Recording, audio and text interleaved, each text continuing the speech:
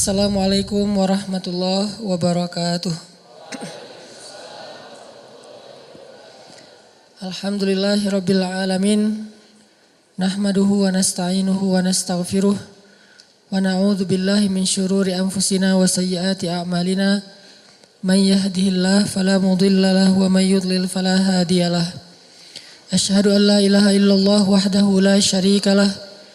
Wa asyhadu anna Muhammadan abduhu wa rasuluhu alladzi la nabiyya ba'dah. Allahumma shalli wa sallim wa barik ala sayyidina Muhammadin wa ala alihi wa sahbihi ajmain. Teman-teman yang dirahmati Allah Subhanahu wa taala, kita akan bahas satu hal yang bikin Nabi beruban. Satu tema yang sempat membuat Nabi SAW bertambah banyak ubannya. Jadi kalau Nabi aja bisa beruban, kayaknya kita mungkin sampai rontok rambutnya nih. Seandainya kita benar-benar menghayati dan mencoba untuk mengamalkan tema ini. Nabi aja yang udah solehnya itu soleh bakat ya. Solehnya itu gift, saking solehnya. Itu sampai beruban mikirin tema ini. Apalagi kita yang mungkin solehnya udah effortnya luar biasa tapi masih hasilnya biasa-biasa aja. Dengan ujian dan fitnah di zaman kita jauh lebih bertubi-tubi. Kalau kata Nabi tentang zaman kita itu seperti potongan-potongan malam. Makin lama makin nambah fitnahnya, bukan makin berkurang. Ujiannya makin bertambah, bukan makin berkurang. Sehingga tema malam ini adalah tema yang sebetulnya serius. Walaupun tidak harus kaku, tapi tema yang penting. Bisa dibilang Islam itu cuma ada dua. Syahadat, istiqomah. Udah itu aja. Kalau kita mau nanya Islam itu apa secara umum, garis besar dari Islam itu cuma dua. Pertama syahadat. Syahadat itu kalau kita terjemahkan dalam konteks kita yang udah muslim, berarti taubat atau hijrah, itu semuanya masuk dalam bab yang sama. Kalau non muslim berarti syahadat masuk Islam. Kalau yang udah muslim berarti taubat atau berhijrah dalam makna yang lebih luas. Berarti Islam itu cuma hijrah sama istiqomah. Kalau kita benar-benar bisa ngejalanin dua tema ini udah cukup buat kita. Kalau dalam bahasa surat Ali Imran tuh, ya ayyuhalladzina amanu ittaqullaha haqqa tuqatih wa la tamutunna illa wa antum muslimun. Cuma dua itu. Ittaqullaha haqqa tuqatih wa la tamutunna illa wa antum muslimun. Belajar taat kepada Allah dan jangan berubah lagi sampai mati. Belajar untuk mencari ridha Allah dan jangan lagi berpaling sampai akhir hayat, last breath gitu, sampai nafas terakhir kita. Belajar untuk memprioritaskan Allah dan jangan lagi mengganda dengan yang lain sampai akhir hayat kita. Kalau kita bisa kayak gini, maka kita menjadi orang-orang yang muflihun, orang yang beruntung. Cuman dua itu doang tuh Islam. Kalau kita sederhanakan. Tapi kalau kita breakdown, ketaatan itu kan macam-macam ya. Ada ketaatan dalam bentuk belief, yaitu iman. Siapa yang paling kita yakini? Ada ketaatan dalam bentuk ritual, ibadah. Gimana ibadah sholat kita terutama 5 waktu. Kemudian ketaatan dalam bentuk sosial. Seperti apa akhlak kita, seberapa besar manfaat kita bagi orang lain. Ini kalau kita breakdown kalimat taat. Nah kalau kita udah belajar taat, maka coba fokus kayak gitu aja sampai akhir hayat. Itu udah gak akan ada lagi yang membuat kita khawatir tentang masa depan kita nanti di akhirat. Allah pasti benar-benar menjamin kita min ahlil jannah, termasuk ahli surga. Makanya tema Islam itu sebetulnya cuma dua teman-teman. Syahadat, taubat, hijrah itu satu tema. Yang kedua adalah istiqomah atau dawam. Istiqomah atau dawam. Karena dua istilah ini sering agak-agak samar di kita.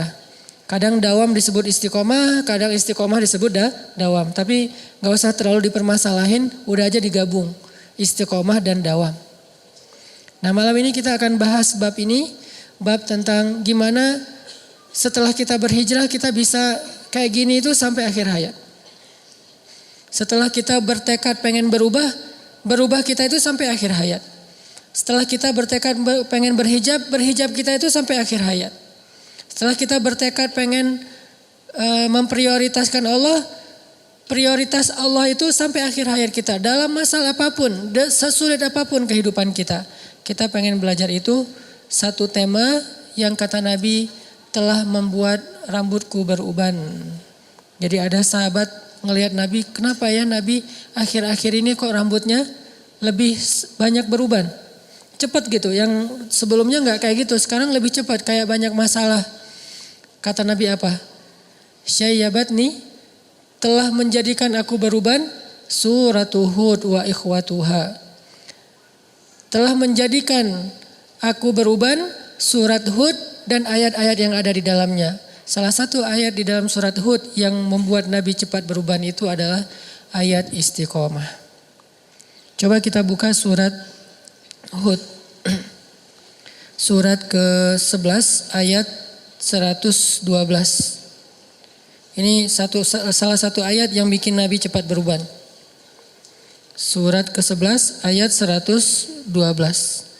A'udzu billahi minasy syaithanir rajim. Bismillahirrahmanirrahim. Fastaqim kama umirta wa man taba ma'aka wa la tatghaw. Innahu bima ta'maluna basir. Dan ayat berapa tadi teh? 111 ya, 112. Maka tetaplah engkau Muhammad di jalan yang benar, sebagaimana telah diperintahkan kepadamu dan juga orang-orang yang bertaubat bersamamu. Dan janganlah kalian melampaui batas. Sungguh Dia Maha melihat apa yang kalian kerjakan. Nah, fastaqim ini adalah perintah untuk istiqomah. Dan sebagian besar ulama memaknai yang namanya perintah istiqomah itu adalah wajib. Berarti istiqomah dalam satu kebaikan hukumnya wajib. Istiqomah setelah kita berhijrah hukumnya wajib. Istiqomah setelah kita bertaubat hukumnya wajib. Istiqomah kepada satu syariat Allah hukumnya wajib. Fastaqim. Kalimat fastaqim ini kalau diterjemahkan dengan istilah lain itu fattaqullah. Ya ayyuhalladzina amanu ittaqullaha haqqa tuqatih. Bertakwalah kalian kepada Allah dengan sebenar-benar takwa. Atau dalam ayat yang lain disebutkan dengan istilah wasbir. Dan bersabarlah. Semua kalimat ini memaknai istiqomah. Bertakwa, bersabar, lurus, jangan berpaling. Semua ini artinya istiqomah. Maka teman-teman yang dirahmati Allah Subhanahu wa taala, inilah salah satu ayat di dalam Al-Quran yang sempat bikin Nabi itu cepat beruban. Gimana cara Nabi bisa cepat beruban? Karena Nabi memaknai ayat ini. Fastaqim. Istiqomahlah kamu, jangan belak-belok. Jangan kalau bisa bergeser aja jangan. Udah aja lurus kayak gitu. Seperti yang Allah inginkan. Memangnya Nabi itu belak-belok? Enggak kan? Nabi itu kan orang lurus banget ya. Gak pernah beliau tergoda baik oleh tahta, harta, dan wanita tuh gak sama sekali. Karena tiga-tiganya kan pernah ditawarin untuk Nabi kan. Pas beliau lagi awal-awal berdakwah di Mekah tuh datang Utbah bin Rabi'ah, datang Walid al-Mughirah, datang kepada Nabi bilang, ya Muhammad, kamu cari apa sih kata mereka. Udahlah kita win-win solution aja deh. Kami dapat apa yang kami inginkan, kamu juga dapat apa yang kamu inginkan. Apa yang kamu inginkan? Kalau kamu menginginkan harta, kami kumpulkan harta-harta kami semuanya, lalu kami serahkan kepada kamu. Kamu menjadi orang yang paling kaya di kota Mekah. Kamu jadi orang yang paling kaya di kota Mekah. Ini kalau dalam konteks kita tuh, kita lagi hijrah, kita lagi pengen benar, tiba-tiba dapat kayak tawaran-tawaran kerjaan yang kita tahu hasilnya itu syubhat atau haram. Tapi gede. Syubhat atau haram tapi gede. Arti syubhat kita ragu-ragu, ini boleh gak sih? Kata ustadz ini gak boleh, tapi banyak yang bilang, kata ustadz ini boleh, tapi banyak yang bilang gak boleh. Kan syubhat nih. Sampai tingkatan syubhat tertinggi itu apa teman-teman? 99 orang bilang boleh, cuman 1 bilang gak boleh, syubhat. Walaupun ini gak harus semuanya kayak gini ya, level orang kan berbeda-beda. Ada yang takwanya sampai ke tingkat waro. Waro itu yang meninggalkan 99 halal hanya gara-gara khawatir dengan satu yang haram. Itu tingkat waronya itu udah tingkat tinggi lah. Kayak Umar tuh. Tuh Umar waronya luar biasa. Gimana waronya Umar? Pernah beliau lagi minum susu onta gitu. Terus rasa susunya beda sama susu yang biasa diminum. Mungkin beda merek gitu, beda brand gitu kan ya. Pas diminum nih gak kayak gua minum biasanya nih, susu nih beda nih rasanya nih. Lo dapat dari mana? Beli di Indomaret mana nih katanya. Kata asistennya, enggak wahai khalifah, ini memang bukan susu unta milikmu. Tapi ini unta dari Baitul Mal, unta zakat. Milik kaum muslimin. Langsung ditaruh tuh gelas, mau muntahin gak enak. Udahlah ditaruh aja tuh gelas di situ. Ma'azallah kata Umar, astaghfirullah innalillah. Kenapa kamu memberikan sesuatu yang neraka buat saya? Kata pembantunya, ini halal. Bukan dari hasil curian, dari Baitul Mal. Tapi kan bukan milik saya, milik kaum muslimin. Dan saya belum minta izin kepada mereka. Akhirnya Umar pun tidak lagi mau minum susu itu. Dan kemudian meminta maaf kepada seluruh kaum muslimin. Dia posting, dia bilang, wahai masyarakat Islam, posting nih. Presiden posting, bayangin. Apa isi captionnya? Minta maaf saya udah minum setengah gelas susu milik kalian. Ini istiqomahnya seorang pemimpin yang luar biasa. Gak mau macam-macam. Kalau yang bukan milik dia gak mau dia sama sekali. 1 tetes aja gak mau. Kenapa? 1 tetes itu sama dengan 1 tetes api neraka. 1 tetes api neraka kan cukup melelehkan ubun-ubun ya.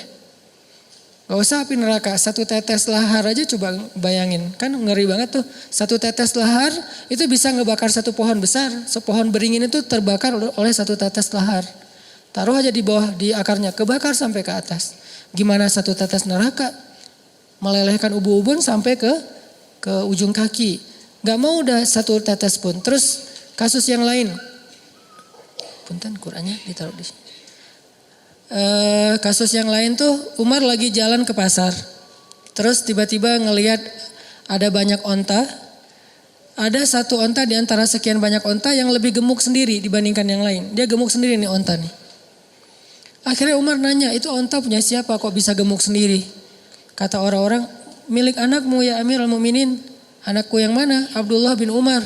Panggil Abdullah sini, panggil. Ada apa ayah? Abdullah, kenapa onta kamu gemuk sendiri dibandingkan onta yang lain?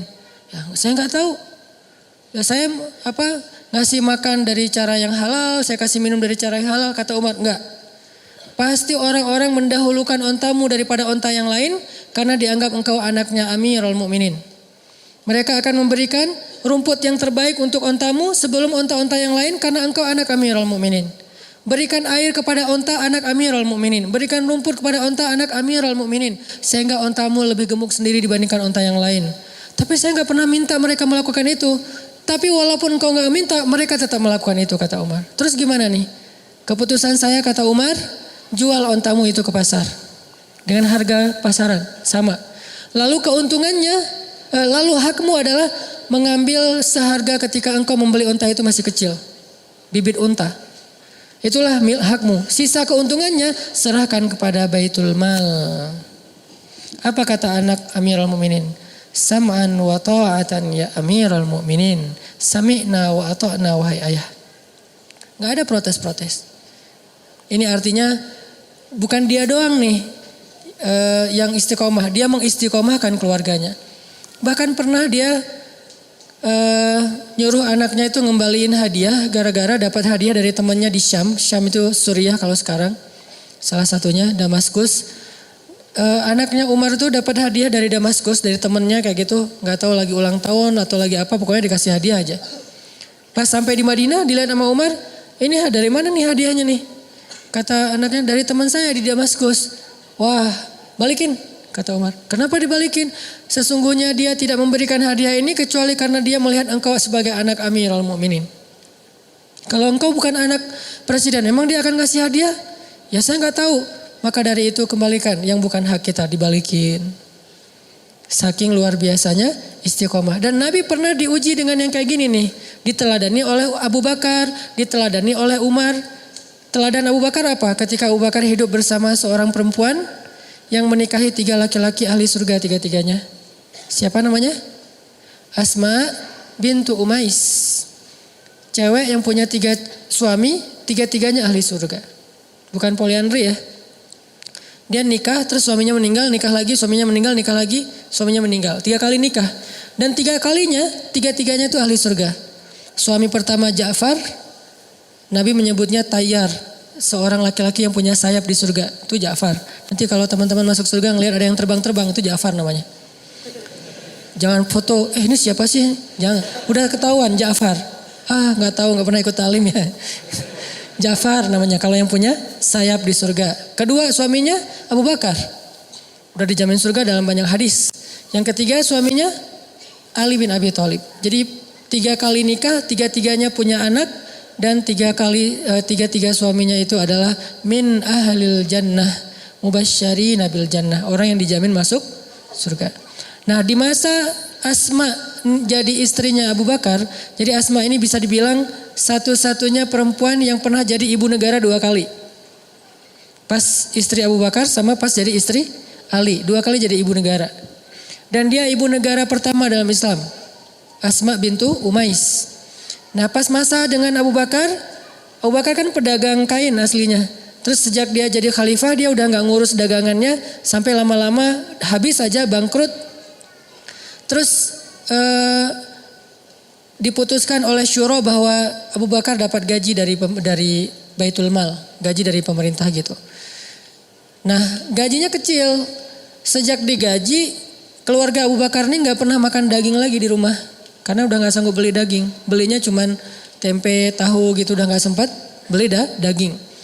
Sampai suatu saat Asma bilang, ya Abu Bakar, boleh nggak kalau misalnya kita tabung dari hasil belanja bulanan, saya sisihkan sedikit saja.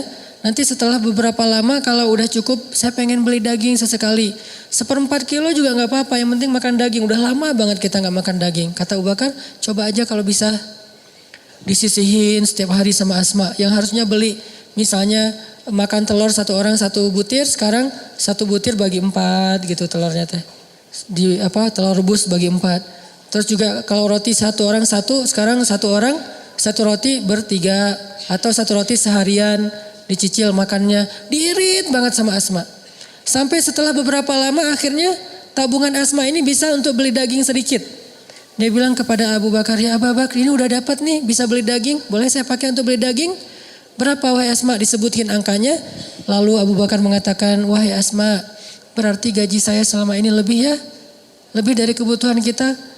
Rela enggak jika kita berikan kembali gaji yang sisa ini kepada Baitul Mal dan mulai bulan depan gaji saya dikurangin sebagaimana yang kamu bisa menyisihkannya. Apa kata Asma? Sam'an wa ta'atan. Solehnya orang dulu tuh. Sam'an wa ta'atan, sami'na wa ata'na. Enggak ada protes, enggak minta cerai, enggak posting, enggak. Kan ada yang curhat lewat medsos gitu kan ya, posting suami kok gini-gini amat, sok soleh lah, ahli sok suci segala macam. Enggak, sam'an wa ta'atan kepada suaminya. Diajak susah sesusah-susahnya sam'an wa ta'atan. Makanya emang pantas sih kalau Asma itu punya suami tiga-tiganya ahli surga. Karena emang gak enak jadi suami ahli surga. Pastinya akan banyak diajak susah. Walaupun ada juga ahli surga yang senang kayak Abdurrahman bin Auf, Utsman bin Affan, itu kan ahli surga yang senang ya. Cuman kan gak bisa milih, saya mah gak mau sama Abu Bakar, maunya sama Utsman gitu. Takdir lah ya. Ada yang takdirnya kayak anak Nabi nikahnya sama Utsman. Ada anak Nabi nikahnya sama Ali. Dua-duanya ahli surga. Utsman ahli surga, ahli surga. Dan dua-duanya solehah. Yang istri Utsman bersyukur, yang istri Ali bersabar. Mukmin. Kalau kita kan ngebandingin, kenapa ya nggak saya aja sama Utsman? Coba ya kalau suami saya kayak Utsman, kamu sih malas kerja, kamu sih terlalu jujur, kamu sih apa segala macam. Mulailah menggoyahkan keistiqomahan pasangannya. Nah ini artinya teman-teman, Abu Bakar tuh kayak gitu istiqomah. Sampai pernah Abu Bakar makan makanan kayak daging gitu, ada yang hadiahin kayak kornet, terus dimakan sama Abu Bakar. Udah makan setengah, ditanya sama Abu Bakar, nih enak banget nih kornetnya, dapat dari mana? Dari non muslim yang dia bukan ahlul kitab. Yang dia itu nyembelih hewan bukan dengan nama Allah. Ibaratnya kita produk yang gak ada label halal. Udah makan setengah baru ketahuan, ini gak ada label halalnya, dari mana nih? Impor. Wah bahaya nih. Akhirnya apa yang dilakukan Abu Bakar? Dia ambil kayu kecil, dia masukkan ke mulut supaya dia muntah. Pas sudah muntah dia lihatin ada daging gak? Wah kurang nih, digini-gini lagi. Sampai pingsan. Abu Bakar. Jadi kalau kita mau gaya-gayaan depan Abu Bakar, kenapa Nabi sampai bilang iman Abu Bakar itu lebih berat daripada iman semua umat Islam? Kayak gitu tuh salah satu adegannya tuh. Sampai digini-gini. Kenapa? Istiqomah. Gak mau makan satu biji sawi pun atau biji beras pun, satu butir beras pun yang bukan haknya atau yang tidak halal. Bisa nggak kita istiqomah ketika kita lagi jalan-jalan ke luar negeri? Gitu aja, hal sepele kan? Ke Singapura, alhamdulillah sekarang tuh halal food tuh udah jadi tren baru sekarang. Kayak di Jepang tuh sekarang menjelang Olimpiade, Jepang mempersiapkan banyak halal food spot gitu, halal food corner. Jadi di mall-mall tuh selalu ada kayak ini bagian ini halal food dan makanannya tetap makanan Jepang yang itu kayak gitu-gituan, udon apa gitu tapi halal. Tapi dulu beberapa tahun yang lalu kata teman-teman di sana, cari halal food itu susah banget. Kalau nggak benar-benar masak sendiri nggak akan bisa dapat makanan di luar yang halal. Ke Hong Kong, ke New Zealand misalnya kemana. Itu kalau kita nggak kuat untuk benar-benar berazam, saya nggak akan makan kecuali yang halal. Walaupun akhirnya agak-agak emang nggak nyaman sih, harus masak sendiri atau dimasakin temen atau mungkin carinya di pasar itu nyari dulu kemana yang ada kebab Turki baru dimakan atau yang makanan India itu juga nyarinya susah. Kadang-kadang bosan pengen makanan yang fast food misalnya yang ala-ala di luar kan mungkin rasanya beda sama di Indonesia nih sama-sama fast food. Pengen ngerasain nih fast food yang di luar kayak gimana? Nggak boleh. Ini namanya istiqomah. Kalau bisa kayak gini aja nih, udah dijamin masuk surga. Baru bab makanan yang bukan dalam keadaan lapar banget loh ya. Makanan yang sebetulnya masih banyak pilihan. Itu aja kadang-kadang kita udah ujian kan, udah PR nih. Udahlah gak usah terlalu fanatik abang jadi orang. Kadang-kadang setan ngebisikin gak apa-apa nanti tinggal taubat. Kan suka gitu ya. Udah aja sekarang mah nanti tinggal taubat. Sesekali lah gitu. Nah ini kadang-kadang bikin kita agak-agak lemah. Disitulah PR kita nih. Mujahadah kita, usaha kita tuh, effort kita di situ. Setelah kita berhijrah, setelah kita taubat, udah coba effortnya cuman fokus dengan istiqomah saya mah gak mau ngelanggar. Saya bilang pengen main boleh tapi jangan bikin dosa. Pengen have fun boleh tapi jangan nambah dosa. Pengen nongkrong boleh tapi jangan lalai buat kita jadi jauh dari Allah. Sebetulnya bisa banget, cuman kita kadang-kadang terlalu pragmatis dan gak sabar untuk ngejalanin dulu cara-cara Allah. Salah satu misi saya dalam postingan-postingan di sosmed itu adalah walaupun belum sempurna ya, saya pengen nunjukin lifestyle yang realistis aja lah, gak usah terlalu soleh-soleh amat yang mungkin hanya sebagian kecil orang yang bisa ngelakuin. Saya gak akan posting lagi sholat tahajud, kecuali emang sengaja syiar pengen ada event tahajud bareng. Saya gak posting lagi tilawah yang panjang banget, tilawahnya 1 hari 10 juz, walaupun gak pernah misalnya. Saya posting yang realistis aja lah, hidup kita tuh kerja, terus keluarga, main, apalagi hidup anak muda kan banyak mainnya, entertain ya. Saya pengen ngasih tahu bahwa main tuh boleh banget, banyak main pun gak masalah, tapi jangan bikin dosa, itu doang. Kita bisa jalan-jalan, kita bisa have fun, kita bisa seru-seruan, kita bisa asik, bisa apa aja yang kita hobi kita lakuin dengan syarat jangan bikin dosa. Dan itu bisa banget. Nggak akan mengurangi fun-nya. Apalagi udah punya pasangan, lebih bisa lagi itu. Kalau belum agak berat sih ujiannya emang. Untuk dapat fun itu agak-agak sedikit garing lah ya. Mungkin salah satu cara istiqomah emang benar kata Nabi, menikah biar lebih istiqomah, walaupun bukan berarti udah nikah itu pasti istiqomah 100%, enggak. Enggak ada yang 100% kecuali Rasulullah sallallahu alaihi wasallam. Ya saddidu wa qaribu kata Nabi. Kalau enggak bisa lurus banget minimal qaribu, mendekati. Berusaha. Kadang lurus, kadang mendekati, yang jelas jangan sampai muzabzabin, terombang-ambing. Jadi Nabi itu pernah diuji keistiqomahannya, kata Walid, kalau kamu pengen harta, kami kumpulin semua harta kami kasih untuk kamu. Kamu jadi orang paling kaya di Mekah. Kalau kamu pengen jabatan, pengen jadi raja, ya udah kami kumpulkan seluruh kabilah Mekah, lalu kami baiat kamu sebagai rajanya Mekah. Sampai segitu loh. Belum pernah orang Quraisy itu bersepakat untuk ngangkat satu raja yang memimpin semua kabilah, itu belum pernah loh. Ada dulu banget di masa kakek-kakek buyutnya Nabi Muhammad. Setelah masa Abdul Muthalib itu udah pecah-pecah, masing-masing kabilah punya ketuanya sendiri, ketua kabilah, punya pemuka kaum sendiri, nggak mau bersatu. Kali ini mereka mau bersatu, coba. Kami kumpulkan semua kabilah, membaiat, melantik engkau sebagai raja kami, raja semua kabilah. Kalau kamu pengen jadi raja. Tiba-tiba Nabi ditawarin jabatan, jadi presiden. Semua provinsi sepakat akan nyoblos kamu dan suaranya tuh 100%. Enggak ada 60 40 enggak. 100% suaranya, vote-nya tuh untuk kamu. Mau enggak?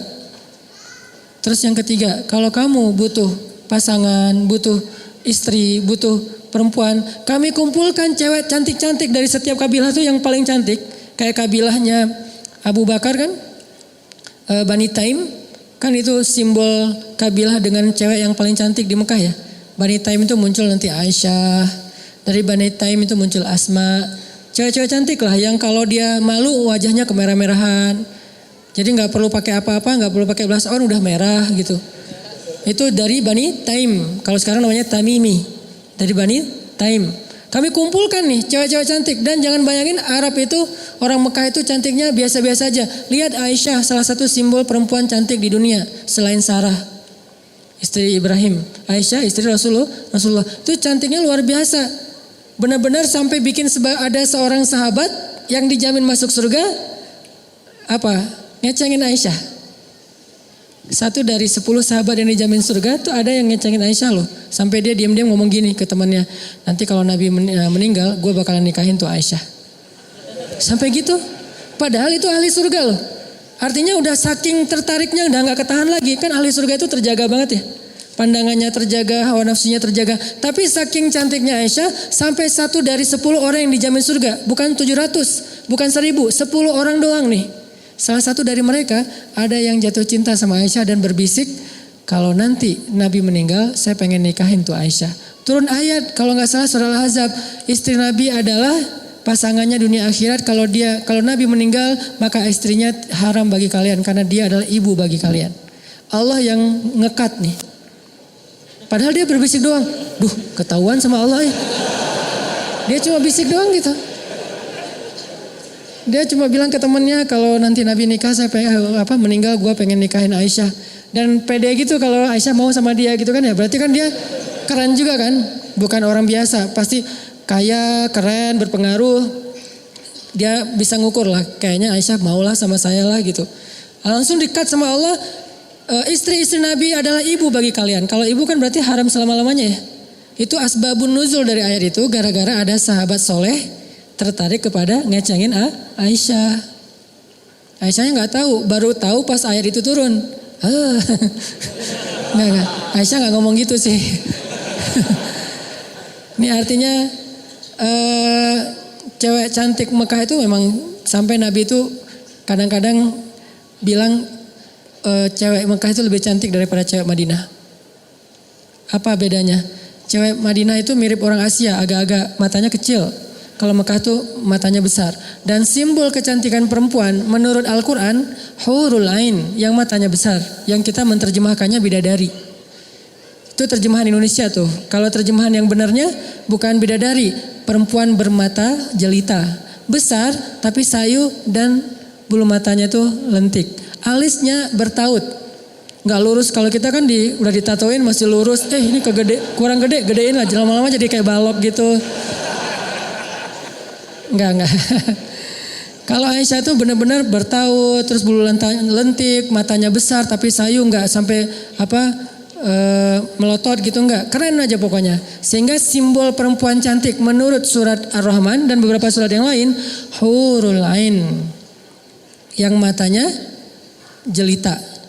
Nah, Mekah punya cewek dengan mata jelita di beberapa kabilah, salah satunya Aisyah. Sehingga ketika ada sahabat menikah dengan cewek Madinah pas sudah hijrah, Nabi nanya, kamu udah ngelihat belum calon istri kamu? Belum ya Rasulullah. Lihat dulu dong, kata Nabi. Soalnya di mata cewek Madinah itu ada sesuatu. Di mata cewek Madinah ada sesuatu. Maksudnya apa? Orang Mekah itu senang yang matanya besar. Jangan-jangan kamu belum ngelihat. Takutnya nanti kamu di luar ekspektasi kamu. Loh kok gini? Postingannya kemarin beda perasaan. Soalnya belum diedit. Lihat dulu hasil originalnya, bukan hasil editannya. Akhirnya di situ ada kayak indikasi bahwa cewek cantik itu yang matanya besar. Sehingga sekarang banyak kayak operasi gitu kan, bedah supaya matanya lebih besar. Nah, kata Walid, kalau kamu pengen perempuan, kami kumpulkan cewek-cewek cantik semekah. Ini juga menjadi bukti bahwa kalau Nabi mau, Nabi bisa aja nikahin banyak perawan loh. Kalau ada yang nuduh Nabi itu laki-laki yang ada kelainan dalam masalah kayak gituan, biologis segala macam. Enggak, kalau Nabi mau, itu dapat tawaran tuh. Semuanya dari setiap kabilah dikasih satu yang keren-keren. Atau kalau mau lebih dari satu silahkan aja. Tapi Nabi mengatakan, syaratnya apa kata Nabi? Syaratnya kata Walid, itu yang kamu dapatkan. Terus apa yang kami dapatkan? Kata Walid, berhentilah berdakwah. Udah bubarin deh komunitas kamu tuh. Udah kamu jangan posting-posting lagi yang bikin orang makin nambah followers. Udah aja kamu biasa-biasa aja lah. Gak usah pakai 1 minute booster apa segala macam. Apaan sih? Pokoknya disuruh berhenti berdakwah. Kenapa? Karena semakin lama followers Nabi Muhammad semakin nambah, followers orang-orang kayak Walid itu semakin berkurang. Rata-rata tuh sehari unfollow tuh banyak banget loh dari akunnya Walid. Dia ngitung, kemarin perasaan masih 100.000, kenapa jadi 90.000? Terus berkurang. Padahal Muhammad itu nggak pernah ngejelek-jelekin akun orang lain loh. Nggak pernah. Jangan follow akunnya Walid _Al-Mughirah, jangan. Itu fake. Enggak, Nabi nggak pernah ngejelek-jelekin orang. Nabi nggak pernah jadi haters, nggak pernah komen yang negatif. Beliau fokus aja dengan dakwahnya. Tapi karena dakwahnya simpatik, karena dakwahnya itu emang keren, akhirnya orang tuh saling nge-repost, saling nge-tag, saling nge-mention, mulailah followers Nabi bertambah. Karena jumlah followers secara total emang segitu, kalau bertambah ke sini pasti berkurang dari sini kan? Ketika di sini bertambah, di sini berkurang karena mereka nggak akan nge-follow dua-duanya. Beda dengan kita, kadang nge-follow tuh banyak ya. Kalau mereka tuh nge-follow karena follow-nya tuh follow iman ya. Pilih satu, yang lain ditinggalkan. Tinggalkan dakwah, tinggalkan kerjaan kamu itu, tinggalkan komunitas kamu, bubarin. Kata Nabi, seandainya matahari diletakkan di tangan kananku, rembulan di tangan kiriku, artinya diberikan dunia seisinya, aku tidak akan berhenti dari dakwah ini walaupun 1 jengkal. Ini namanya istiqomah. Kalau Nabi konteksnya dakwah, kalau kita minimal konteksnya hijrah. Mungkin kita nggak usah ngomongin dakwah dulu deh, karena ujian dakwah ini kan berat banget ya. Minimal kita ujian pribadi aja dulu, jangan dari orang lain. Kalau kita ngedakwahin orang lain kan ujiannya dari orang lain. Kalau ini dari desakan diri kita nih. Hijrah, istiqomah dalam makanan yang halal, istiqomah dengan menutup aurat yang sempurna. Model bebas, saya selalu bilang model jilbab itu bebas. Silakan mau pakai tutorial hijab yang gimana aja terserah deh. Yang penting menutup auratnya dengan baik. Bisa sampai ke lutut, bisa cuma siku, bisa cuman sepundak tapi dimasukin ke dalam, luarnya pakai coat gitu yang longgar kayak orang Turki misalnya. Terserah deh masalah model hijab, yang penting menutupnya dengan baik. Dan kata baik ini nanti ditafsirkan lagi dalam bab fikih. Saya nggak ngomongin fikih, yang jelas menutup aurat dengan baik. Istiqomah, Kadang-kadang ujiannya apa? Ujiannya panas, sehingga kita akhirnya agak-agak mikir nih, dia kan cuma sepupu doang. Padahal sepupu itu kan bukan muhrim ya. Kan cuma sepupu doang, dari kecil juga main bareng dan gak ada perasaan juga. Bukan masalah perasaan kita dan bukan masalah perasaan dia. Gue percaya kok dia gak ada perasaan apa-apa ke saya. Saya juga gak ada perasaan ke dia. Kita saling percaya, tapi kita gak percaya sama setan. Kita tuh bukan mencurigai teman kita, bukan gak yakin dengan diri kita curiga sama setan. Kayak jalan berdua nih. Kan kita udah temenan dari dulu. Lu kayak gak kenal gue aja, kenal. Terus lu ada perasaan yang aneh-aneh tentang gue? Enggak, biasa aja. Terus gue yakin banget sama lo, gue yakin sama diri sendiri, tapi gue nggak yakin sama setan. Karena dia yang ketiga di antara kita. Dialah yang yuwaswis. Jadi orang ketiga itu bukan yang nikung kita. Orang ketiga itu bukan yang dengerin curhat. Orang yang ketiga itu bukan yang modus. Orang ketiga itu adalah setan, yuwaswisu fi sudurin nas. Jadi kita tuh bukan gak percaya sama teman kita. Kita bukan gak percaya sama sepupu. Dia gak akan ada perasaan, Ustadz ke saya. Kalau gak ada perasaan kan gak apa-apa. Bukan masalah dianya, nanti setan. Gimana maksudnya Ustadz? Yuwaswis. Awalnya gak ada perasaan, tiba-tiba datanglah setan. Membisikkan sesuatu di dalam hatinya. Muncullah rasa tertarik. Rasa tertarik itu nuktah. Jadi satu noda hitam di hati dia. Tiba-tiba sholat udah gak bisa khusyuk. Dia gak sengaja ngelihat aurat kita, tapi gara-gara gak sengaja terus jadi kayak ada perasaan apa gitu. Oh ternyata putih juga ya, ternyata cantik juga ya, ternyata bening juga ya. Jadilah sholatnya gak khusyuk. Gara-gara sholat gak khusyuk, jadilah hidupnya gak khusyuk. Kalau hidup udah gak khusyuk sehari, 2 hari, sebulan, 2 bulan, bahaya tuh. Sehari aja hidup kita gak khusyuk, itu udah mulai bahaya. Apalagi sampai berminggu-minggu, berbulan-bulan, itu bisa bikin kita gampang banget ngelakuin dosa-dosa besar.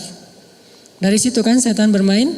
Makanya istiqomahnya tuh, walaupun sepupu juga, walaupun cuma sebentar, walaupun di rumah, tetap aja menutup aurat walaupun panas banget.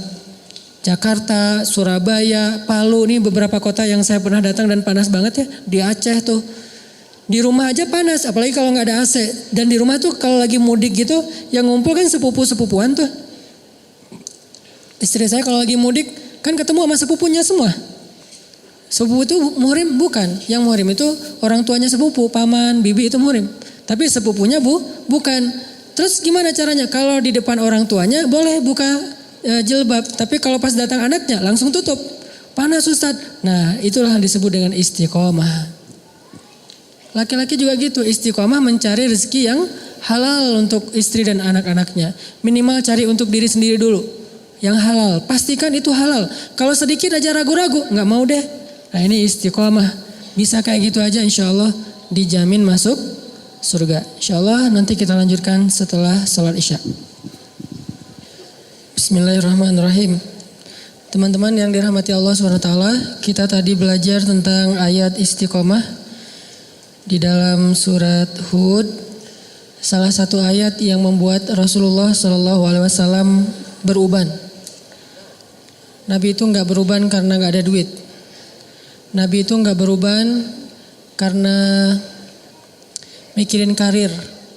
Nabi itu nggak beruban karena kurang hiburan. Karena hiburan terbaik buat beliau adalah ketika sepertiga malam itu. Kenapa Nabi ada adegan treadmill segala macam? Itu bukan untuk beliau. Itu untuk Aisyah. Itu untuk sahabat. Kalau untuk beliau nggak gitu hiburannya. Di sini jadi makin kita mengerti betapa bijaknya Rasulullah. Hiburan beliau itu sholat tahajud. Hiburannya Rasulullah itu tilawah di dalam sholat sampai 10 juz, 15 juz. Itu hiburan buat Rasul. Terus kenapa Nabi masih ada treadmill bareng Aisyah, main kuda-kudaan bareng Hasan Hussein, nonton show bareng Aisyah juga, terus kayak barbekyuan di rumahnya Sofia. Kenapa ada adegan-adegan hiburan Nabi yang kesannya kita banget? Karena Nabi pengen menghibur keluarganya, sahabatnya. Kalau menghibur mereka dengan cara Nabi, mereka mungkin belum bisa terhibur. Yuk kita seru-seruan, ngapain Nabi?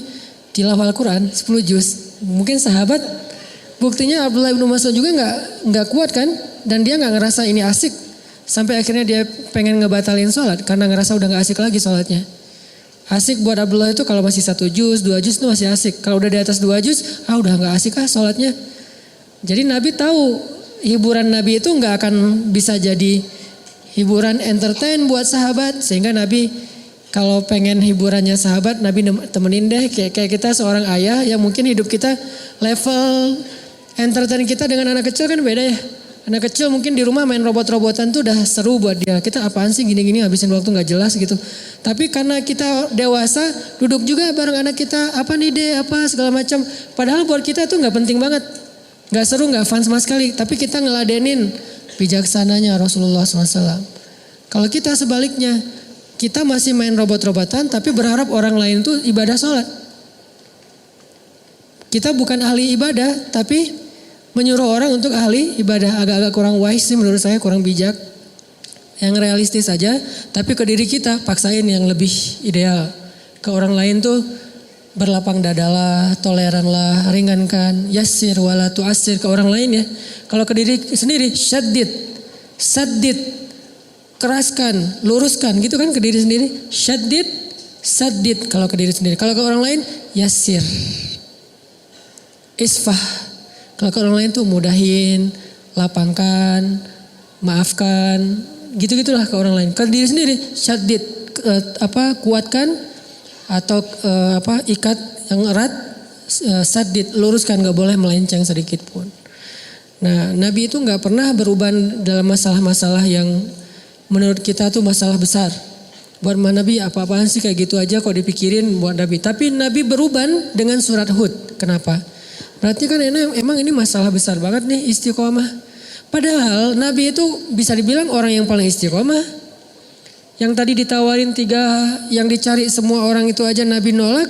Kenapa Nabi masih beruban dengan ayat 112 surat Hud? Emangnya Nabi masih labil imannya? Enggak kan? Iman Nabi itu kan udah paling bagus tuh.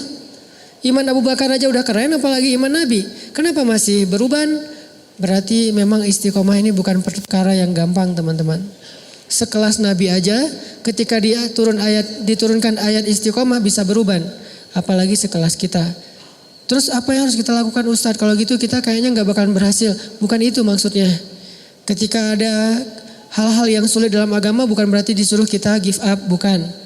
Tapi disuruh kita untuk terus berusaha. Jangan menyerah. Karena emang gak akan berhasil sekali. Maksudnya kayak gitu. Kalau kalian pengen istiqomah sekali, nggak akan berhasil. Coba lagi, gagal, ulangi lagi, terus saja. Sampai benar-benar sampai di level istiqomah. Kayak dulu kalau misalnya kita suka ngabisin waktu yang agak-agak kurang berkualitas sih, kayak main game gitu. Awal-awal main game kan langsung baru pertama main udah kalah ya. Terus nyoba lagi naik level, kalah. Nyoba lagi level 2 menang, level 3. Sampai akhirnya kita bisa tuntasin tuh game. Ini kenapa dalam urusan kayak gitu kita entertain, kita bisa begitu istiqomah, komitmen banget, kekeh gitu. Nah dalam agama, dalam kebaikan, gak usah ngomongin istilah agama deh, dalam kebaikan aja. Kalau kita bisa kekeh, kita bisa, pokoknya saya pengen banget jadi orang yang istiqomah dalam kebaikan-kebaikan. Maksud Allah coba lagi, gak berhasil coba lagi, gagal dikit coba lagi, melendoi coba lagi, terus aja coba. Ini istiqomah teman-teman, sampai Nabi aja beruban. Artinya Nabi itu mikir banget pengen istiqomah. Kayak misalnya saya catat beberapa kebiasaan kita, kayak misalnya pas lagi reunian gitu ya, ketemu dengan muatan teh. Kalau ketemu sama dia terus jadi pengen balikan gitu kan ya. Apalagi kalau pas ketemu tuh jadi kayak teringat, dia pakai baju yang dulu kita pas udahan dia pakai baju itu loh. Jadi kayak flashback, langsung balik lagi ke cerita-cerita dulu kita pernah jalan ke sini, dulu kita pernah seru-seruan, kita pernah gila-gilaan bareng, kita pernah apa segala macam gitu kan ya. Kayak hilang akal berdua, terus jalan kayak orang mabuk gitu di tengah jalan, tengah malam, terus teriak-teriak, terus marah-marah di bawah hujan gitu. Apa maunya kamu? Enggak, aku cuma pengen kamu, udah rame gitu-gitu. Terus jadi kegoda nih pengen balikan. Nah istiqomah adalah pokoknya saya udah azam bertekad saya nggak akan balikan kecuali dengan cara halal. Itu istiqomah tuh. Dia kayak ngasih harapan lagi gitu. Mulai akun lo apa sih gue pengen ngefollow. Mulai ada cari-cari harapan, ngasih-ngasih harapan gitu. Mulai caper-caperan, mulai basa-basi lagi. Ada sinyal-sinyal pengen balikan. Tapi kita tahu dia nggak mau serius. Arti serius dia nggak pengen halal, cuman pengen seru-seruannya doang. Berarti istiqomah di sini adalah saya nggak bakalan balikan kecuali dengan saya terima nikahnya kamu. Kamu ambil deh cincinnya, pakai Bruno Mars lah pokoknya. Marry you. Kalau lo pengen balikan, ya udah ambil cincin ini kita nikah aja. Terus habis itu kita bisa seru-seruan, gila-gilaan habis nikah. Nah ini namanya istiqomah nih. Nggak mau balikan kecuali dengan cara terhormat. Terus kayak lagi punya duit, ngelihat ada teman kita kayak bedah plastik gitu, apa bibirnya pengen disuntik, jadi lebih tebal misalnya kan ya, kan lebih keren, lebih seksi gitu. Gue berapa sih kalau mau pengen nebelin bibir? Oh cuman 7 juta. Wah gue ada nih uang hadiah ulang tahun gue dari nyokap misalnya 5 juta terus dari ayahnya 5 juta 10 juta nih. Bisa nih kayaknya gue suntik bibir biar lebih tebal gitu kayak siapalah gitu. Gak usah disebut namanya. Nah ini kan godaan ya. Kita bisa tapi gak boleh. Itu kan godaan banget tuh. Kalau pengen tapi gak bisa. Ini gak terlalu ngegoda sih. Pengen dan mampu itu godaan banget tuh. Pengen tapi gak mampu ya sabar aja. Gue sabar orangnya, kenapa? Gak bisa juga, gak mampu gitu. Tapi kalau bisa mampu kayaknya udah gak ada masalah. Kita masih nahan, berarti istiqomah insya Allah. Jalan nih, duitnya sih nipis tapi jalan bareng teman-teman. Lihat Onitsuka gitu kan ya, wah nih modelnya warnanya gua banget nih. Misalnya dia senang warna-warna tanah gitu, warnanya, oh ini coklat nih Onitsuka, terus lagi ngetren gitu kan, anak-anak SMA pada pakai, teman-teman sekelas pada pakai, semuanya Onitsuka, kecuali saya sendiri yang masih pakai apa gitu kan ya, yang lain pada Onitsuka pengen beli, tapi nggak ada cash, nggak cukup juga duitnya, harus nyicil, jangan deh tabung dulu sampai bisa beli tanpa harus nyicil misalnya, ini orang istiqomah, dia punya prinsip, tapi prinsip itu berlaku untuk dirinya. Nggak dia paksain untuk orang lain. Karena ketika prinsip hanya dipaksakan kepada orang lain, dia tuh jadi orang yang nggak nyaman buat orang lain, udah nggak asik lagi.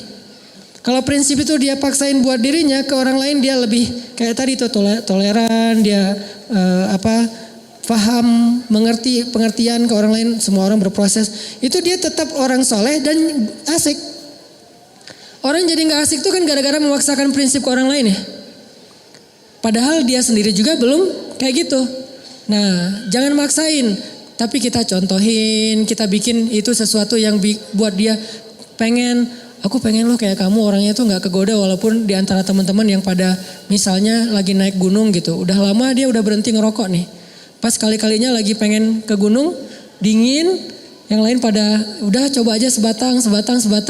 Enggak lah gue mah daripada ngerokok mending gue permen aja deh gitu misalnya. Ini istiqomah kan, dia udah komitmen gak bakalan ngerokok lagi karena kata dokter itu gak sehat untuk dia.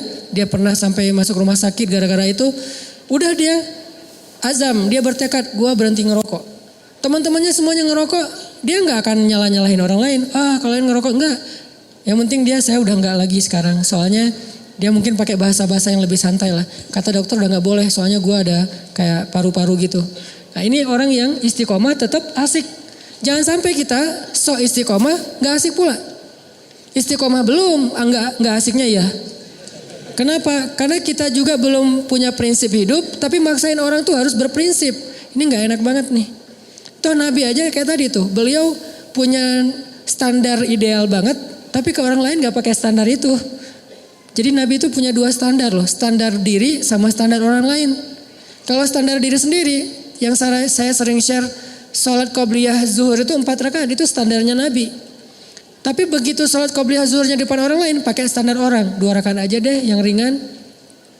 Standar Nabi tahajud itu 1 rakaat 5 juz. 5 juz 1 rakaat. Tapi kalau sholatnya bareng dengan orang lain, bacanya yang ringan-ringan aja deh. Al-Muluk aja dibagi 2 misalnya. Sesekali doang Al-Muluk dibaca 1 utuh, 1 rakaat. Kenapa? Karena Nabi itu orangnya soleh, asik. Solehnya ke diri, ke orang lain asik. Bukan ngebiarin ya. Tapi gak maksain. Bukan ngebiarin tapi gak maksa. Apalagi bukan cuma gak maksa. Kadang-kadang belagu lah gitu. Merasa udah paling keren sendiri gitu di antara teman-temannya. Padahal dulu dia juga berproses. Ini istiqomah teman-teman. Yuk kita belajar satu hal aja dulu. Coba kita latih. Bisa nggak kita komitmen dengan satu program kita nih. Saya tahun 2018 pengen program misalnya berat badan nggak boleh lebih dari, kalau saya karena tingginya sekian misalnya berat badan sebutlah maksimal 65. Idealnya sih 60. Kalau udah lebih 60 berarti saya udah gak istiqomah. Push up. Minimal sehari push up 50 kali. Bisa gak istiqomah dan dawam? Istiqomahnya apa? Makan gak boleh lebih dari jam 7 malam misalnya. Malam sebelum tidur minum air hangat. Atau malam jam 9 itu paling telat minum air hangat. Karena katanya ya, bukan saya juga gak ngerti. Katanya kalau minum air hangat itu membakar lemak. Gak tahu sih. Atau treadmill, lari, sepeda seminggu 2 kali misalnya. Terus pull up minimal sekali pull up itu 5 kali deh. Kalau nggak mau banyak-banyak 5 kali. Latih terus. Nah dawam dan istiqomah dengan pantangan-pantangan. Dawamin programnya, istiqomah dengan pantangannya. Nggak boleh kebanyakan gula, nggak boleh kebanyakan soda. Mulai belajar minum kopi sedikit gula sampai minum kopi nggak pakai gula. Terus juga nggak pakai soda. Yang soda-soda mulai ditinggalkan. Terus lama-lama mulai dawamin air putih, makan makanan yang sehat, pola hidup, tidur yang cukup. Semua ini adalah istiqomah dan dawam. Satu hal aja, pokoknya saya pengen ikut sunnah yang kayaknya kece nih. Apa? Six pack. 2019 harus jadi nih badan. Terus latihan, nggak mungkin kan six pack tapi yang lain nggak kebentuk ya. Yang namanya six pack insya Allah kebentuklah semuanya, puncaknya di perut. Kalau nggak six pack minimal 3 lah. 3 juga udah cukup. Atau kalau nggak 3 juga minimal nggak offset lah. Rata gitu ya nih, bisa rata aja udah keren banget tuh. 2018 gue pengen rata. Mungkin badannya tuh nggak sekeren Adi Rai, tapi minimal bisa dibilang otot gitu. Nah ini jalanin, dawamin programnya, istiqomahin pantangannya. Satu hal aja. Kalau mau ngomongin hal-hal yang sifatnya sunnah tapi kece gitu. Kalau mau sunnah yang lebih bold dan gak usah diomongin ke orang lain, pokoknya 2018 gue pengen hafal 5 juz. Ini bold ya, bukan yang lebih entertain. Buat sendiri aja, pengen 5 juz. Gak usah diumum-umumin, gak usah posting 2018 5 juz. Ngapain diposting? Ya kayak gitu-gitu. Kalau yang mau diposting banyak main, banyak manfaat, gak apa-apa posting. Kan gak ada ria juga kan? Wah main ria, gak apa-apa kalau main ria mah ya. Tapi kalau saya posting banyak tilawah, banyak salawat, agak-agak gimana gitu. Karena saya ngerasa belum banyak tilawahnya.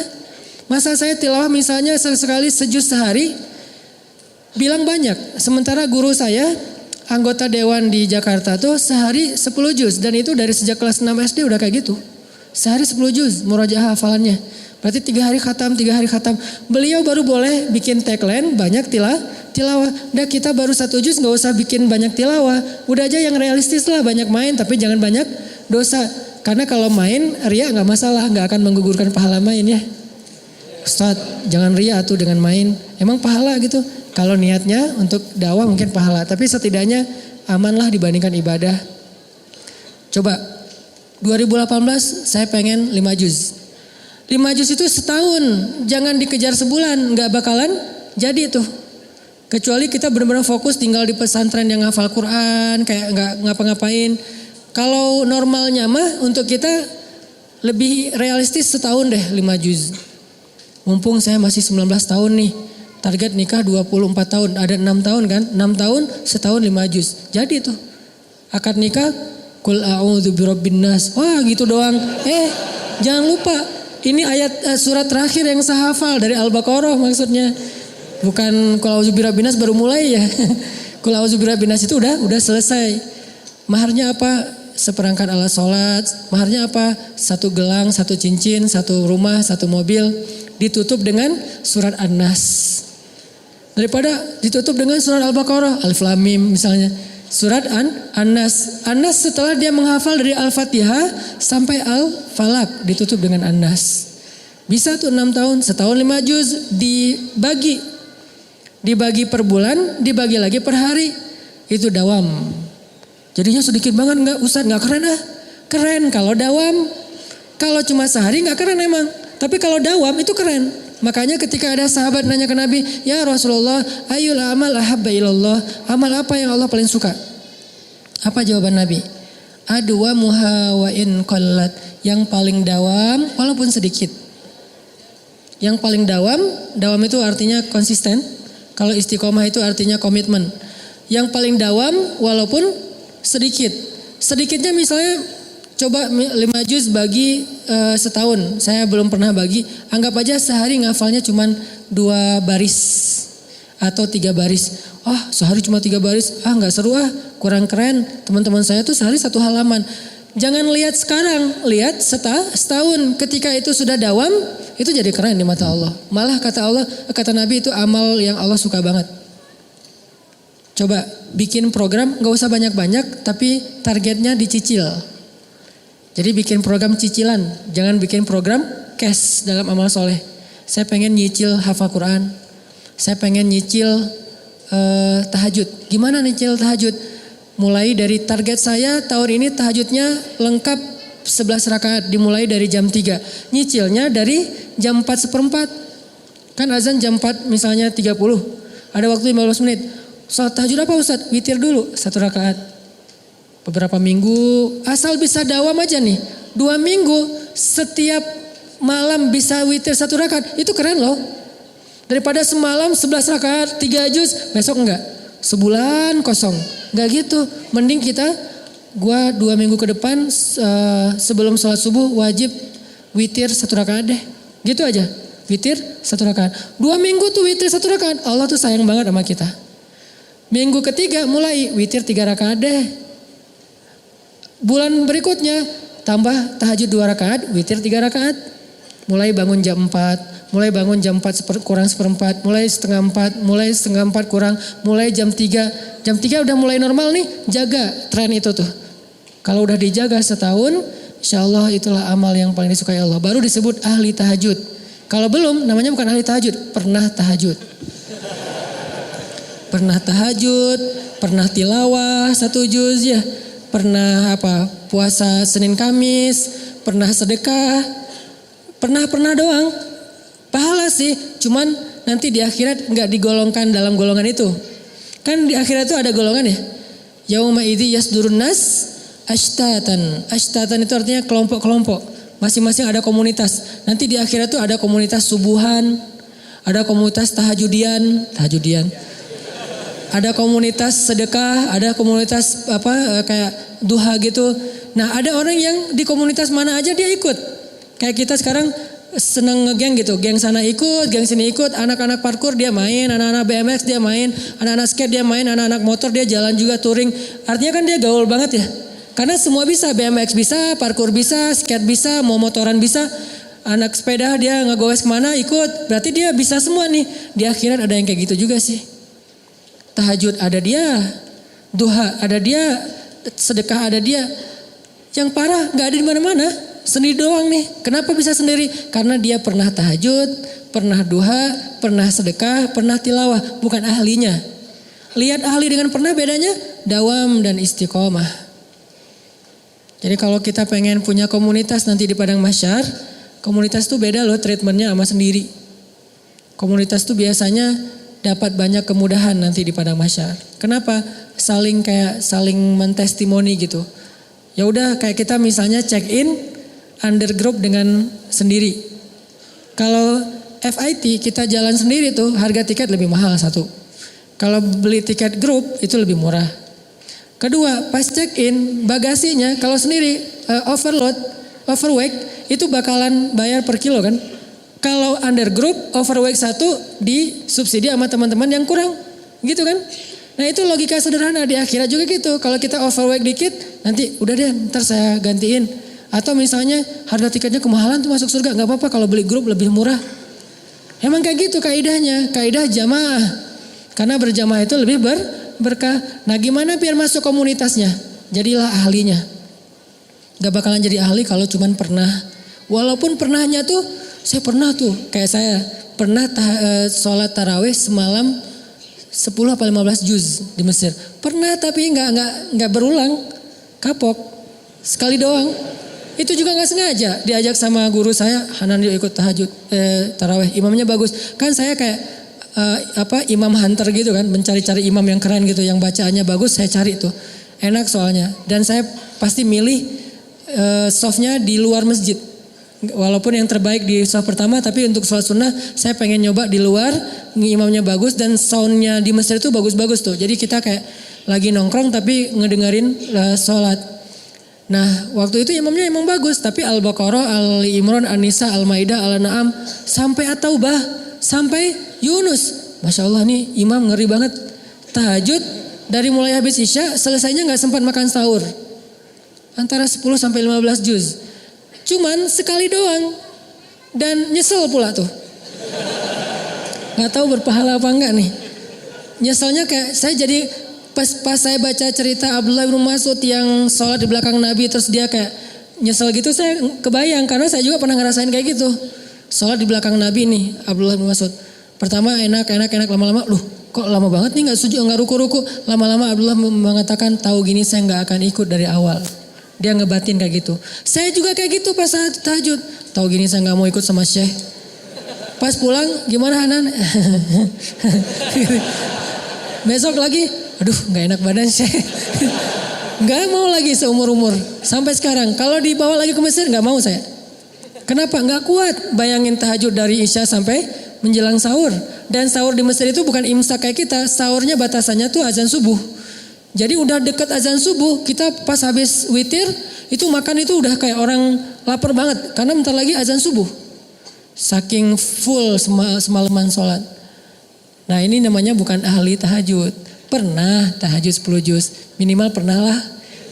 Buat jadi bahan ceramah doang gitu. Gue pernah loh sholat tahajud 10 juz, padahal cuma sekali doang. Nah itu juga gak sengaja dan nyesel lagi. Kalau orang yang di masjid itu, nah itu baru keren. Kakek-kakek yang udah berapa tahun kayak udah 10 tahun kayak gini. Nah itu namanya ahli tahajud dengan model Rasul. Itu beneran. Nanti insya Allah mungkin kita berhusnuzan dia bakalan masuk komunitasnya Rasulullah. Foundernya tuh Rasul. Terus anggotanya tuh orang-orang yang tahajud kayak Ibnu Abbas, Abdullah bin Zubair kayak gitu-gitulah anggota-anggotanya. Termasuk yang di masjid Sayyidah Zainab nama daerahnya. Masjid Sayyidah Zainab itu kalau kayak saya yang cuma pernah sekali nggak masuk komunitas. Tapi berpahala nggak? Kalau ikhlas tetap berpahala. Pahala sama komunitas itu beda. Pahala itu reward. Kalau komunitas itu kayak dapat satu anggota, tanda anggota tuh. Bukan reward doang. Jadi tanda anggota dan beda nanti treatmentnya di akhirat. Dawam istiqomah. Istiqomah di sekolah tuh teman-teman semuanya punya pasangan. Pacaran gitulah. Kita istiqomah sendiri. Kan keren ya, soalnya gak ada yang mau misalnya. Pengalaman. Alhamdulillah saya belum pernah pacaran. Sekali-kalinya cuma LDRan dan itu gak penting-penting amat. Cuman kayak email-emailan doang, cuman say hi doang. Terus apalah, udah di Mesir tuh LDRan. Itu juga gak lama, cuma beberapa bulan diputusin. Langsung tawaf Sungai Nil gitu kan. Sekali-kalinya diputusin, kan berat banget tuh. Alhamdulillah gak pernah pacaran yang kayak sentuhan, jalan bareng tuh gak pernah. Kenapa? Alhamdulillah gak ada yang mau. Lo mau gak sama gue? Enggak, males banget. Lo mau gak? Enggak, males banget. Semuanya males banget. Ya udah deh, gue sendiri aja. Alhamdulillah. Gara-gara gak pernah jadi kayak jadi ada obsesi yang terpendam gitu kan. Pokoknya saya pengen pacaran yang gila-gilaan. Terwujud setelah halal. Makanya bisa habis-habisan, bisa totalitas, bisa kemana-mana. Pokoknya pengen ngabisin waktu pacaran aja deh berdua. Nah ini artinya istiqomah. Walaupun penyebabnya kadang-kadang emang nasib sih. Istiqomahnya nasib. Kenapa gak pacaran tadi? Gak ada yang mau. Gak menarik, gak berprestasi, gak tajir juga, gak keren. Dulu. Sekarang juga enggak gitu ya. Sombong. Nah artinya teman-teman bisa enggak nih di SMA nih anak-anak SMA ya. Apalagi yang masih SMA. Teman-teman yang lain tuh kayak semuanya pada punya pasangan gitu. Kalau misalnya pas liburan sekolah jalan kemana. Terus di bangkunya ada nama dia masing-masing ditulis di bangku gitu. Kita bangku kosong gitu kan ya. Rapi banget bangkunya. Gak ada tulisan siapa-siapa gitu. Nah ini namanya istiqomah. La tahzan. Jangan khawatir kalau kita istiqomah. Kenapa? Orang yang istiqomah itu kan identiknya kadang-kadang dia kayak kesepian ya. Sendiri. Gak punya temen. Terutama ketika dia hidup di lingkungan yang lain pada seru-seruan. Dia sendiri yang gak seru. Akhirnya kayak gak dilibatin. La tahzan kalau kita ngerasa sendiri. Kenapa? Nahnu awliyaukum fil hayatid dunya wa fil akhirah. Kata Allah, kami yang akan nemenin kamu. Kami, bukan saya, kami. Siapa kami? Allah dan para malaikat. Cuman kita gak ngelihat doang. Tapi sebetulnya kita tuh punya geng. Ketika kita istiqomah itu kalau kita ngerasa gara-gara istiqomah jadi sendiri. La tahzan, jangan khawatir. La tahzan, jangan berkecil hati. La tahzan, jangan sedih. Nahnu awliyaukum fil hayati dunia. Kami temenin kamu di dunia. Dan nanti kami temenin kamu di akhirat. Allah yang janjiin bakalan nemenin kita. Tanpa niat kita ngejauhin orang lain ya. Orang yang ngejauhin kita gak ada pengen ngejauhin orang. Kalau kita yang pengen ngejauhin orang lain, itu beda babnya. Itu kesannya kita kayak eksklusif gitu, gak boleh. Tapi kalau orang yang ngejauhin kita gara-gara gak bisa diajak happy-happyan, seru-seruan kayak gitu. La tahzan, jangan sedih. Nahnu awliyaukum. Kami akan nemenin kalian kata Allah di dalam Al-Quran. Mudah-mudahan ini jadi motivasi buat kita. Coba program 2018 ini ke depan mau ngeistiqomahin dan ngedawamin project apa nih? Gak usah banyak-banyak deh, satu aja.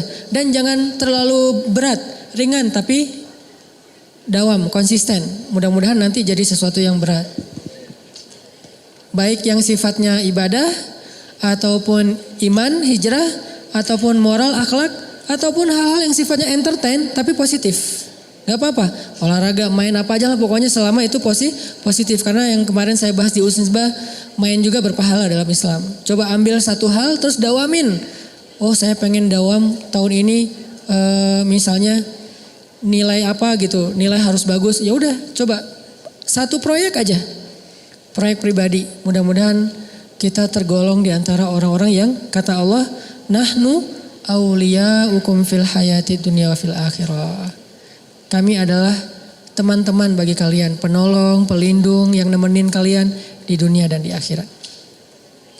Terakhir, doa istiqomah yang diajarkan oleh Rasulullah SAW yang terkenal adalah ya muqallibal qulub, tsabbit qalbi ala dinik. Itu doa istiqomah. Karena kalau nggak ditetapkan hati oleh Allah, hati kita kan memang sifatnya gampang kegoda ya. Ya muqallibal qulub. Setiap hari doa itu, setiap hari.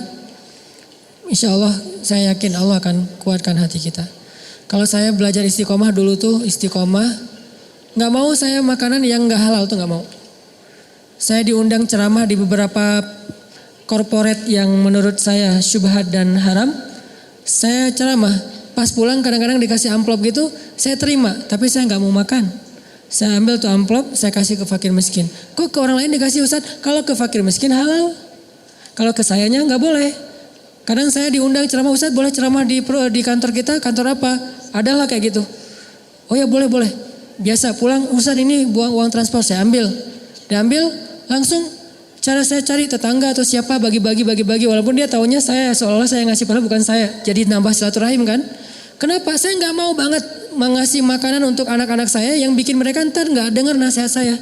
Karena udah bercampur daging dan darahnya dengan yang gak halal. Susah dengar nasihat, susah khusyuk. Nanti mereka jadi moralnya rusak, akhlaknya jadi gak baik lagi. Istiqomah itu aja dulu yang saya pastikan. Ternyata alhamdulillah bisa berkah juga tuh rezeki. Allah kasih kok rezeki dari cara-cara yang halal dan lebih dari kebutuhan. Nah ini artinya la tahzan, gak usah khawatir. Walladzina jahadu fina lanahdiyannahum subulana wa may yattaqillah yaj'al lahu makhraja. Yang bersungguh-sungguh di jalan kami kasih jalan-jalan keluar. Siapa yang taat kepada Allah, Allah kasih jalan keluar. Mudah-mudahan ini bermanfaat. Barakallahu li wa lakum.